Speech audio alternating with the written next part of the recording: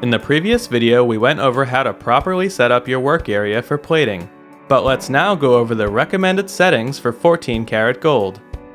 Your plating beaker should be heated to 110 degrees Fahrenheit and use a stainless steel anode. For the plating rectifier, we recommend 5 volts with a 30 to 45 second plate time. With everything set, we're ready to get started. For safety, we recommend wearing gloves, an apron, and protective eyeglasses. Also, ensure your work area is properly ventilated. For repair items or badly oxidized pieces, you will want to start with polishing and then cleaning in an ultrasonic cleaner. Once clean, rinse in distilled water. For new items, you can usually go straight to the Electro-Cleaner. Use a piece of copper wire to hold your item and connect the negative lead of the rectifier.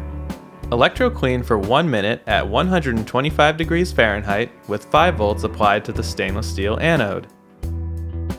This process removes any oil from the hands and polish to ensure the plating solution bonds well to the surface. Once completed, rinse in distilled water, then visually inspect the item for polish oil and electro-clean again if needed. Next, acid activate for a few seconds and follow it up with another distilled water rinse. This will neutralize the electro-cleaner soap. Finally, connect the negative lead from the plating rectifier to your item. Turn on the unit and begin plating. We're going to plate for about 40 seconds at 110 degrees Fahrenheit with 5 volts applied to the stainless steel anode.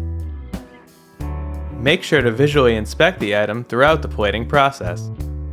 When the desired color is achieved, finish with a distilled water rinse.